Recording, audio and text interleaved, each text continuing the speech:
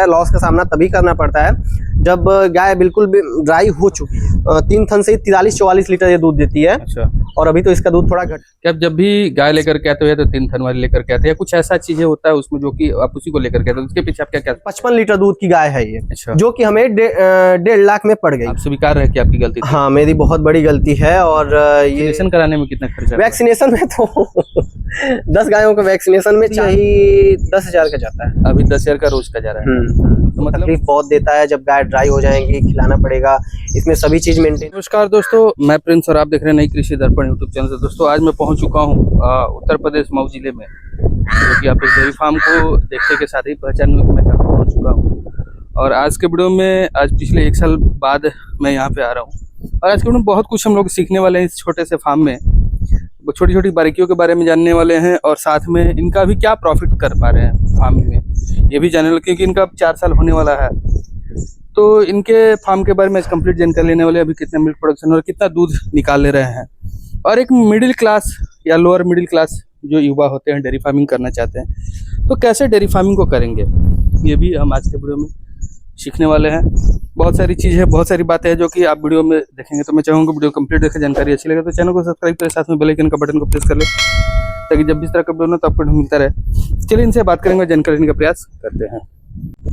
नमस्कार सर, सबसे पहले तो आपका हमारे चैनल पर स्वागत है। आप अपने बारे में थोड़ा सा हमारे दर्शकों को परिचय दे दें। नमस्ते सर, सभी आपके दर्शकों को राम राम। और आपको हमारे यहाँ आने के लिए पुनः एक बार वीडियो बनाने के लिए बहुत बहुत धन्यवाद।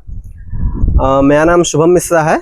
मेरा जो डिस्ट्रिक्ट पड़ेगा वो मऊ और तहसील घोसी और अपना ग्राम मनिकापुर पड़ेगा। अच्छा, तो जैसे 1 साल लगभग वक्त आपके पास हो गया मेरा वीडियो बने हुए, आप 2022 से डेयरी फार्मिंग भी कर रहे हैं। काफ़ी कठिनाई भी हुआ, तो अभी इन 1 सालों में आपने अपने फार्म में क्या बदलाव किया या बदलाव आपने देखा, वो थोड़ा सा हमारे दर्शकों को जरूर बताएं। देखिए, आप जब आए थे हमारे पास तो ये फरवरी वगैरह में आए थे, पिछले साल फरवरी था। तो उस टाइम हमारे पास दूध जो था वो पीक पे चल रहा था। उस टाइम पिछले साल हमारे पास 190 था 7-8 गायों से। तो उस साल की अपेक्षा उसके बाद फिर दूध धीरे 2 महीने बाद घटने लगा, जो कि घटते घटते हमारे फार्म पे 30-32 लीटर पे लास्ट दूध आया था। अच्छा। उस टाइम हम 1-1.5 महीने अपने मतलब जेब से गायों को खिलाए थे। अच्छा। जिस टाइम हमारी गाय ऑलमोस्ट ड्राई हो चुकी थी, बस 2-3 गाय अपना मिल्किंग में थी। और उसके बाद जब ये सब ड्राई होना स्टार्ट की तो अक्टूबर में हमारी कुछ गाय हैं वो सब अपना डिलीवरी दे दी। अच्छा, तो मान के चलिए ये अप्रॉक्स 2-3 महीने हम अपना ये घर से गायों को फीड वगैरह कराना पड़ा।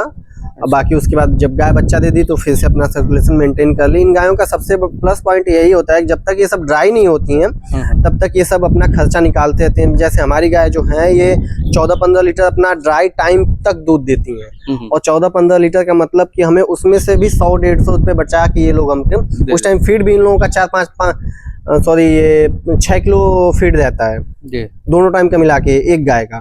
और 14-15 लीटर हमें ये दूध देती हैं तो फिर भी 100-150 रुपये हमें निकाल के दे देती हैं। तो इसलिए हमें ज़्यादा लॉस का सामना नहीं करना पड़ता है। लॉस का सामना तभी करना पड़ता है जब गाय बिल्कुल ड्राई हो चुकी है, दूध बिल्कुल नहीं दे रही है, तब हमें लॉस का सामना करना पड़ता है, अन्यथा चलता रहता है। देखिए, सबसे बड़ा सवाल ये होता है कि अब आपका 4 साल लगभग होने वाला है। हाँ, नवंबर में शायद 4 साल हो जाएगा ना। हाँ। तो क्या अभी भी आप गाय खरीद रहे हैं या अब गाय खरीदना आपने बंद कर दिया है? देखिए, गाय तो हम अभी भी खरीद रहे हैं, इस साल भी हम गाय खरीदे हैं। जबकि कोई खास हमारा मूड नहीं था गाय खरीदने का, वो सडनली प्लान बन गया। मैं अपने दोस्त को 2 गाय दिलवाया था। अच्छा। इसी नवंबर में ही। तो फिर उसके बाद हमें पता चला कि भैया के यहाँ से ही दिलवाया। फिर पता चला 2 गाय फिर सेल के लिए है, तो उन भैया सेल नहीं कर रहे थे।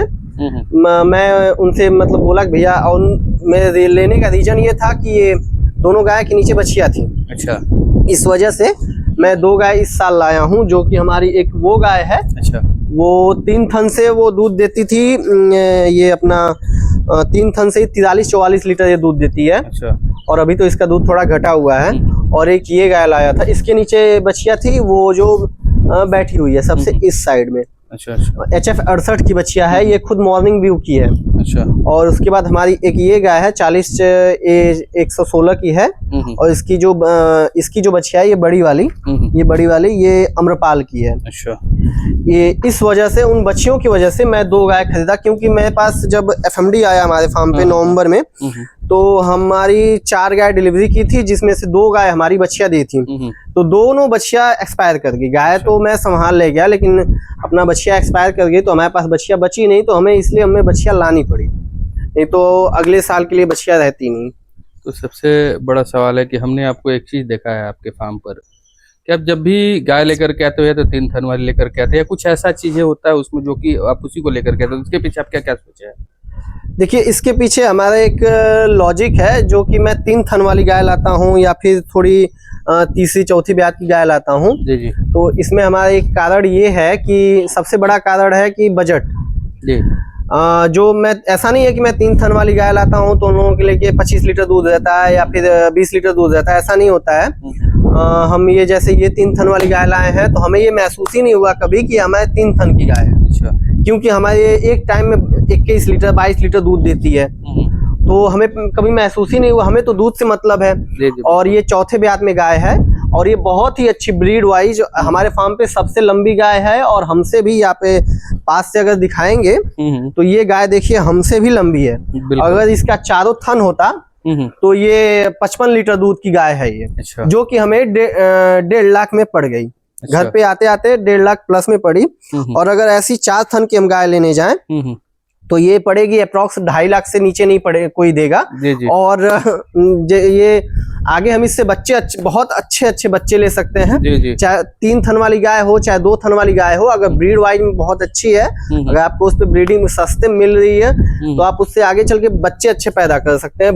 तो हम मेन मकसद ये होता है दूध और ब्रीड। बजट, हमको दूध भी मिल जाता है, ब्रीड भी मिल जाती है, और आगे बजट भी हमारा ये अपना आ जाता है। बिल्कुल। इस वजह से हम, और जो लोग भी नए पशुपालक भी है, हमारे पास बहुत फोन भी आता है कि भैया ये हम गाय कैसी ले, या फिर, तो देखिए उन लोगों को मैं यही सलाह करूंगा कि अगर आपके पास बहुत अच्छा बजट है तब तो आप नई गाय लीजिए, अपना दूसरे ब्यात पहले ब्यात की गाय लीजिए, जो कि आपको 2 लाख से नीचे कोई गाय नहीं पड़ेगी। दूसरे वाली भी लेंगे 35 लीटर वाली, तो आज की डेट में 2 लाख से के आसपास में वो पड़ेगी। अब पहले ब्यात की लेंगे तो 2.5 लाख की पड़ेगी। अच्छा बजट है तो उन पे जाइए, नहीं अच्छा बजट है तो आपको दूध ही बेचना है, दूध से मतलब है, तो आप थोड़ी तीसरे ब्यात की गाय भी ले सकते हैं, चौथे ब्यात की भी गाय ले सकते हैं, अगर पैर वगैरह से वो मजबूत है तो। और आगे चल, और गाय वो ब्रीड में रहेगी, आपको 1-1.5 लाख के बीच में मिल जाएगी, 60-70 हजार सस्ती मिल जाएगी। आगे उससे बच्चे सेक्स सीमन वगैरह लगा के अपना बच्चे अच्छा पैदा कर सकते हैं। क्या खिलाते हैं और कैसे खिलाते हैं, थोड़ा सा ये बताइए। अपनी गायों की हम बात करें तो गायों को देखिए, जो जिस लेवल की हमारी गाय हैं, इन लोगों को साइलेज सबसे जरूरी है। साइलेज का और हरा चारे का मैं अभी आप लोगों को डिफरेंट बता देता हूँ। आप पिछली बार हमारे फार्म पे आए थे तो मैं दलिया वगैरह भी देता था। जी बिल्कुल। जब मैं दलिया देता था तब हमारी गाय 40 पहुंचती थी सब। अच्छा। दलिया दलिया नहीं देता था तो वो सब 35 लीटर ही दूध करती थी। अच्छा। और इस बार हम दलिया नहीं दिए हैं, साइलेज खिलाए हैं, केवल साइलेज, जो कि 27-28 किलो साइलेज दिए हैं और 2 किलो भूसा दिए हैं। और हम 12 किलो फीड दिए हैं, 12 से 13 किलो के बीच में। ये हमारी गाय 40-42 लीटर दूध बहुत आराम से किए हैं साइलेज पे। और जो दूध मोटाई की हम बात करें, जो 40 लीटर हमारी गाय दूध दे रही थी, उसका भी 4+ का फैट था। अच्छा। हमारी वो जो ब्लैक वाली है और उनका ग्रुप की मैं बात कर रहा हूँ, 4+ का फैट था, जो कि, और यही जब साइलेज हमारे फार्म पे खत्म हुआ, हरे चारे पे हम आ गए, तो वही दूध का फैट हमारा 3.5, 3.6, 3.7 इसी में सिमट जाता है फैट हमारा। इससे ज्यादा अब नहीं बढ़ पाता है। तो साइलेज हमारा मतलब, साइलेज के बिना, वो पंजाबी सब सही कहते हैं, साइलेज के बिना कोई डेयरी सोच भी नहीं सकता है बड़े लेवल पे। 8-10 गाय आप लेके चला सकते हैं हरे चारे पे, लेकिन बड़े लेवल पे करना है तो साइलेज जरूरी ही है, बिना साइलेज का नहीं हो पाएगा। तो इन गायों के लिए साइलेज जरूरी है। साइलेज रहता तो बॉडी स्ट्रक्चर भी नहीं टूटता और लंबे टाइम तक दूध। हमने सुना था आपके पास FMD भी आया था। जी जी जी। तो आने के पीछे क्या कारण था? देखिए, वो हमारी अब तक की सबसे बड़ी गलती है, जो कि मैं अपनी गायों को वैक्सीनेशन नहीं किया था।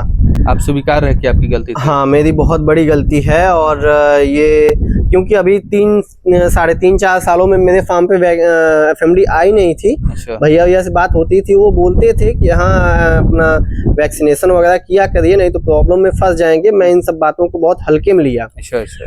और इसी का परिणाम है कि मैं पिछले साल अपना ये भोग लिया हूँ, और बहुत तगड़े तरीके से मुझको परिणाम इसका मिल चुका है। और इसीलिए मैं अपनी वैक्सीन इस साल कल ही किया हूँ। क्या नुकसान गया?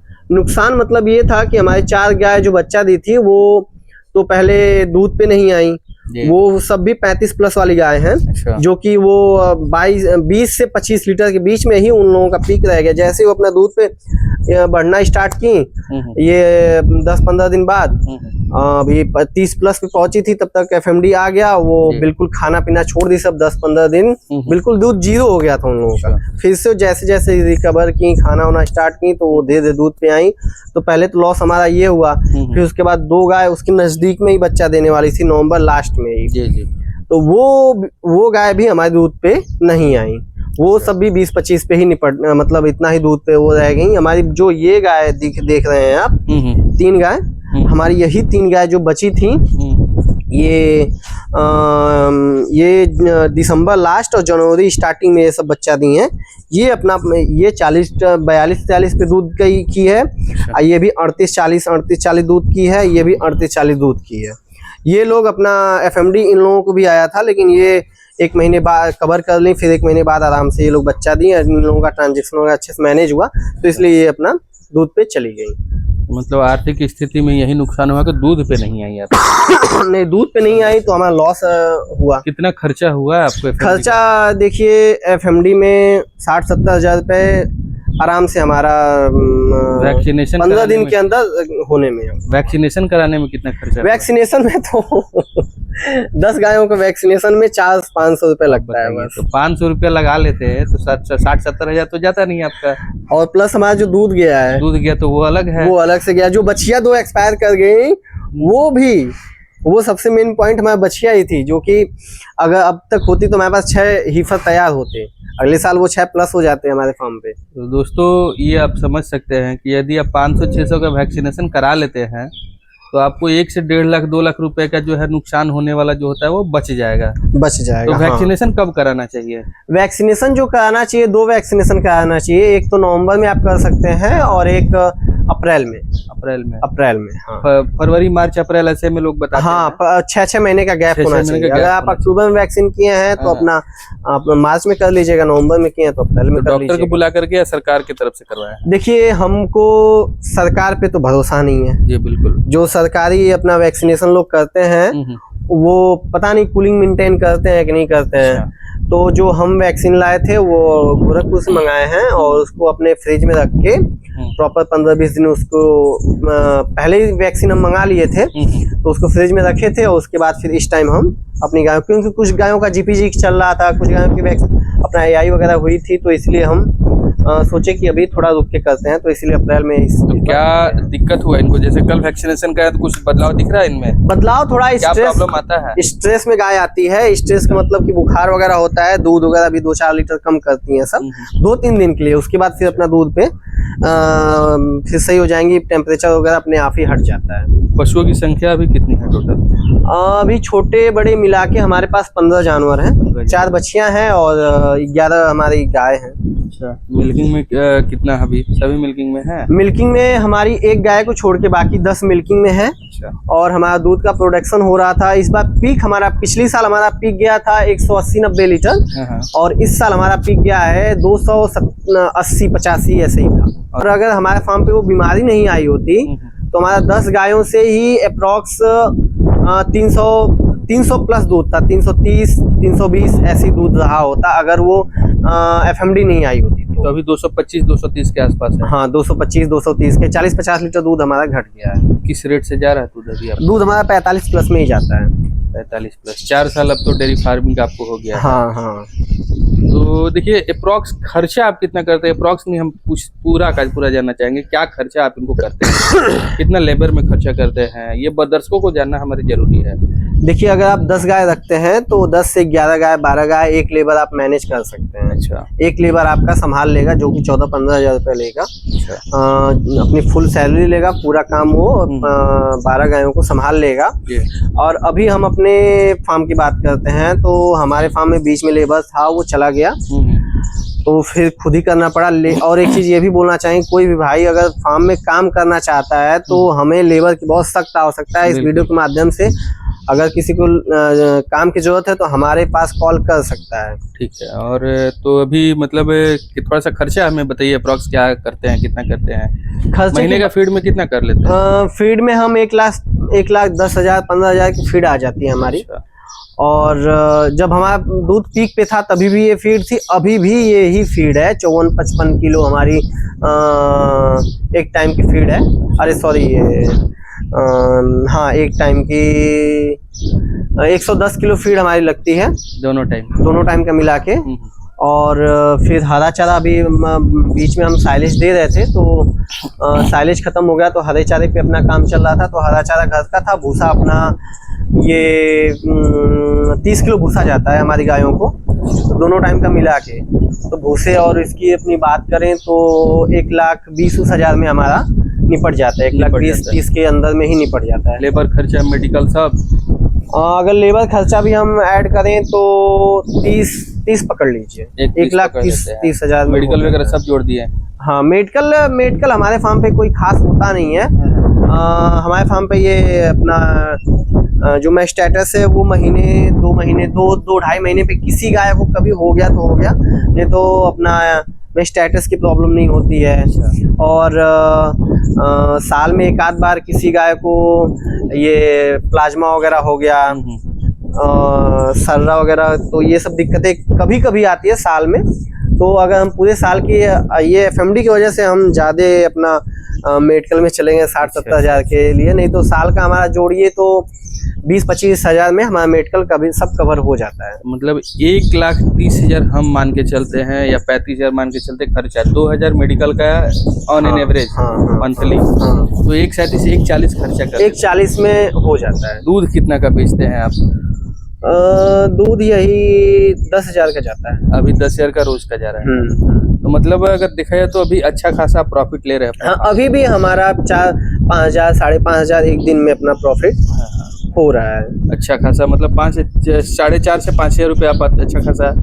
हाँ अभी भी हो रहा है। जब उस टाइम हमारा दूध मतलब नहीं घटा था तो 6-7 के बीच में होता था, अभी भी हो रहा है। और अभी आगे अगर और दूध कम होगा तो हमें फीड कम करनी पड़ेगी। जैसे जैसे दूध कम होगा तो थोड़ी फीड हमारा कम होगा तो खर्चा भी कम होगा। तो ये दूध का जो सेलिंग है हमेशा तो 10,000 रहेगा नहीं रोज का ना? नहीं, ये आगे घटेगा। अभी अप्रैल में भी घटेगा। अप्रैल लास्ट तक हो सकता है 200 पे चला जाए दूध। अच्छा 25-30 लीटर घट जाएगा, फिर घट जाएगा, फिर उसके बाद अगले महीने में 25-30 लीटर घट जाएगा। ऐसे ही 2-3 महीने करके 150 पे आएगा, रुकेगा। लेकिन हम कूलिंग की व्यवस्था कर रहे हैं गायों को, कोशिश करेंगे कि हमारा दूध न घटे पीछे हमेशा की तरह। ये अपना फॉगर सिस्टम के लिए बात किया हूँ आप ही के पटना में ही मनीष इंटरप्राइजेस से। अच्छा तो वो लाके लगाएंगे तो कोशिश करेंगे मेंटेन करने की दूध। देखिए अब एक समस्या जो आपने अभी बताया कि आपका दूध घटेगा, फिर तो क्या ऐसा भी कोई समय आएगा कि आपको घर से खिलाना पड़े?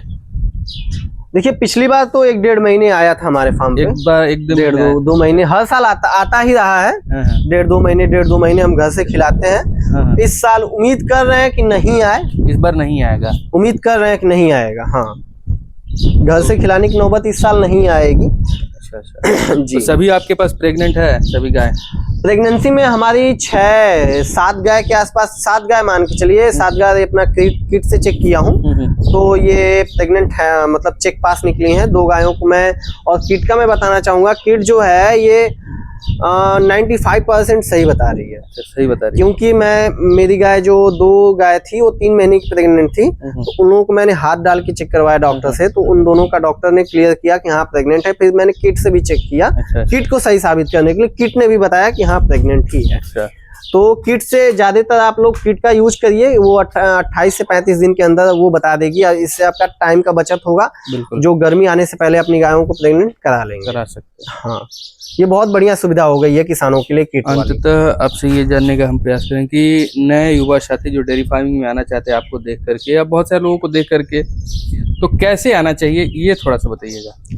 देखिए, नए युवाओं को जैसे हमारे यहाँ फोन आता है कि भैया हमें 2 गाय से स्टार्ट करना है, 4 गाय से स्टार्ट करना है, या फिर हमारा बजट कम है, तो पहले तो उन लोगों को मैं बोलना चाहूँगा जिनका बजट कम है इस लाइन में आए ही ना, क्योंकि आप का 8-10 लाख का बजट रहता है, फार्म में 2-3 लाख लगा दिए, 3-4 लाख गाय में लगा दिए, उसके बाद आपका बजट रहता नहीं है, दूध ठंडी में ठीक रहेगा, वो पैसा आप बचा नहीं पाएंगे 3-4 गायों का, वो इधर उधर में खर्चा हो ही जाता है, लेकिन बाद में आपको तकलीफ बहुत देता है जब गाय ड्राई हो जाएंगी, खिलाना पड़ेगा, इसमें सभी चीज़ मेंटेन करनी पड़ती है। अगर आपको इन गायों के साथ, इन गायों का हिसाब किताब मैं आपको बता रहा हूँ कि पहले तो आप सेट बनवाएंगे अच्छे से, उसके बाद फिर इन लोगों के फीडिंग का, अगर कम गाय रहेगी तो फीड वगैरह भी मंगाने में दिक्कत होगी, फिर ब्रीडिंग मीन्स कि आप लोग को सीमन भी अच्छा चढ़ाना पड़ेगा, तब आपको अच्छे बच्चे मिलेंगे इनसे, फिर साइलेज वगैरह का, तो हर चीज़ इसमें देखा जाता है।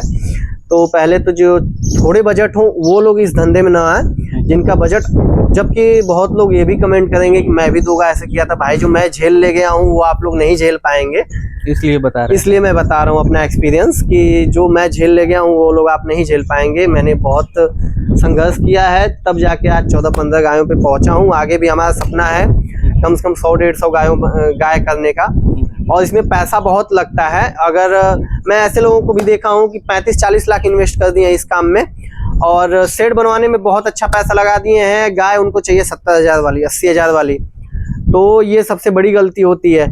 और मैंने क्या किया कि मैंने शेड में बहुत कम खर्चा किया। अभी भी व्यवस्था के नाम पे हमारे यहाँ अगर बात करिए तो बिल्कुल व्यवस्था जीरो ही है। अपना रहने हम लोगों के, क्योंकि हमारा घर पास में ही है, तो रूम वगैरह भी बनवाए नहीं है, फीड रूम नहीं बनवाए हैं, भूसा का स्टोरेज नहीं बनवाए हैं, अपना उधर फर्श वगैरह भी नहीं करवाए हैं, सब ये करवाना है। हम जो भी पैसा बचता है या फिर होता है तो हम गाय खरीद लेते हैं, क्योंकि पैसा जो आना है गाय से आना है। तो सभी से एक ही चीज कहना चाहेंगे, शेड में भी खर्चा करिए, लेकिन उतना ही करिए जितना जरूरत हो। गायों को जितना रिक्वायरमेंट हो उतना खर्चा करिए, और ज्यादा पैसा अपना गायों में खर्चा करिए, और एक एक पॉइंट नोट करके अपना इस लाइन में आइएगा कि मुझे इतना बैकअप रखना है, इतना गाय के लिए रखना है, और इतना शेड के लिए रखना है। बैकअप अपने आपके पास होना चाहिए। और जो एक चीज ये भी बोलना चाहूंगा कि जो लोग अपने घर के अकेले हों वो लोग इस काम में मत आइए। इसमें फैमिली सपोर्ट की बहुत ज़्यादा ज़रूरत पड़ती है, और लेबर की बहुत बड़ी दिक्कत है। अगर लेबर भग गई तो ऐसा नहीं है कि ये वो काम नहीं है कि आप सड़क गिरा दिए 2 दिन बंद कर दिए, आपको खुद ही करना पड़ेगा। हमारे यहाँ भी था, भग गया तो हम लोग खुद ही कर रहे हैं। चलिए, बहुत अच्छी आपने जानकारी दी, इसके लिए बहुत बहुत धन्यवाद। Thank you sir.